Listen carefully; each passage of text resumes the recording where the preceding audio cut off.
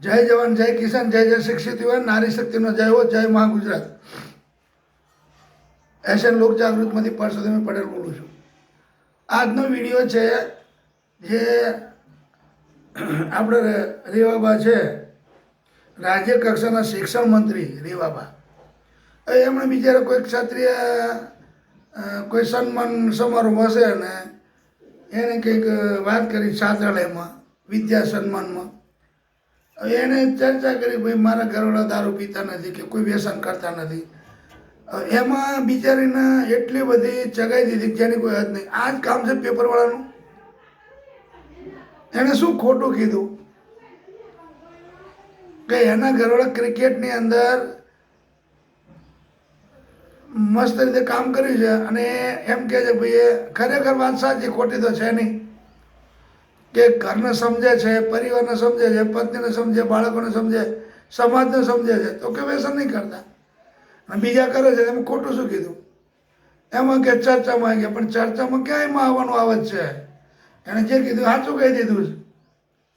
એમાં ચર્ચાનો વિષય ક્યાં બને? ઉપરથી એવું છાપવું જોઈએ કે રેવભાઈ આ જે કંઈ કીધું એ ખરેખર સારું, અને આવું બધા ક્રિકેટરો દારૂ બંધ કરી દે તો બધાના પરિવારમાં સુખ શાંતિ રહે, એવું કેમ છાપ્યું નહીં?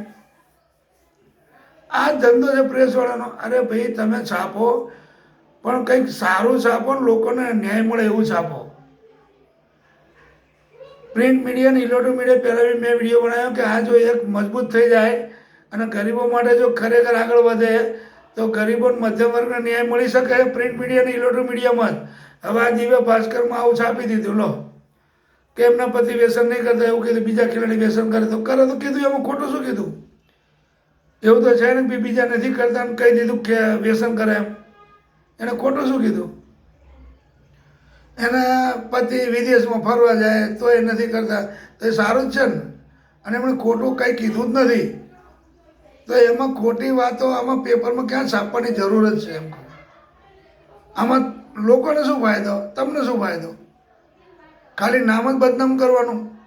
અરે ભાઈ આને કીધું ભાઈ એને ક્ષત્રિય સન્માન સમારોહમાં કીધું ભાઈ આ તો એનાથી ઘણો ફાયદો. કોઈ વિદ્યાર્થી ખાનગીમાં બીડી પીતા હોય, નાના વિદ્યાર્થીઓ તો પણ છોડી દે, બીજા કોઈ વ્યસનો કરતા હોય તો પણ છોડે. અને એનું કહેવાનું એટલું જ છે કે ભાઈ આ વ્યસનો બીજા ખેલાડીઓ કરે છે. હવે કદાચ જાણવા મળે કે આના થોડું મનની અંદર આવે કે રવિન્દ્ર જાડેજા નથી પીતા તો આપણે નહીં જ પીવું. તો આમાં ખોટું શું કીધું? તો આવું બધું તમે છાપે રાખો. આ છાપો એના કરતાં તમે ગરીબ માણસોનું ખરેખર શોષણ થાય છે એ છાપો અને તમે એ તપાસ કરો. પણ તમને એમ કે આપણે પૈસા ક્યાંથી કાઢવા પછી એટલે બસ ગમે તેનું છાપી દેવાનું, મારું હોય મારું છાપી દેવાનું પેલું. પણ એમાં તમને શું મળે છે? કંઈ પણ છાપો એમાં તમે થોડું વિચાર તો કરો. તમારા ઉપર જ દેશનો આધાર છે.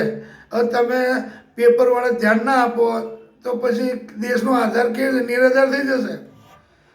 ખરેખર જાગૃતતા પ્રેસવાળા લઈ શકે. પ્રેસવાળા જ બધું કરી શકે. દેશની અંદર ખોટું નહીં થવા દેવું એ પ્રેસવાળા ધારે કરી શકે. કોઈ પણનું ભ્રષ્ટાચાર છાપે એ સારું જ છે કે આ ભ્રષ્ટાચાર કર્યો એને, પણ એ પછીથી શું કાર્ય કર્યું એ કહેવા આવ્યું પેપરમાં? કશું જ નહીં. તો એવું કેમ થાય? હમણાં રાજસ્થાનના 3 જણના પેપરમાં આવ્યું, પછી એક દિવસ પેપરમાં આવ્યું જ નથી.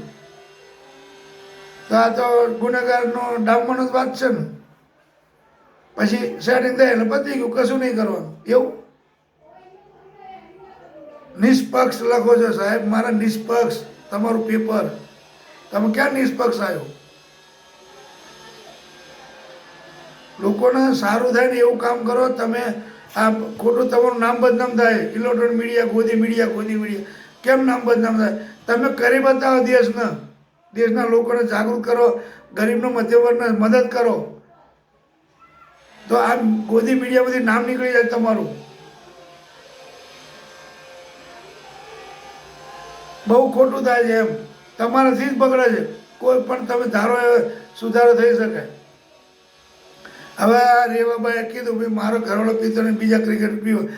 એની જગ્યાએ તમે એવું વ્યવસ્થિત છાપ્યું હોય કે ભાઈ આપણે જે વાત કરી ખરેખર સાચી છે અને આ વ્યસન ના થવું જોઈએ તો બીજા ક્રિકેટર વ્યસન કરે, ખરેખર ના થવું જોઈએ. એવું છાપ્યું હોત તો કેટલું સારું હતું.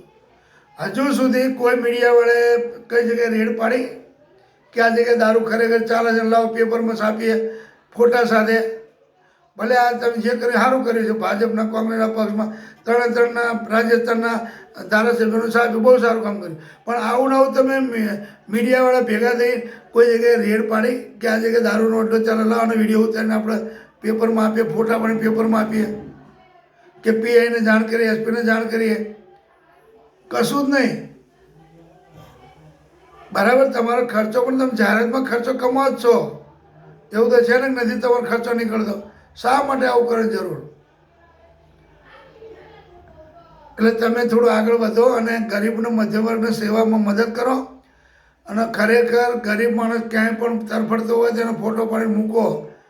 કોઈ બેન દીકરીના બળાત્કાર થતા હોય અને તમે હાવ ગરીબ એ પૈસાની લાલચ ના રાખો. એનું ખરેખર છાપોને ન્યાય અપાવો, ગરીબ ખેડૂતોને ન્યાય અપાવો. ખાલી કોઈ કેમ ના કરશો.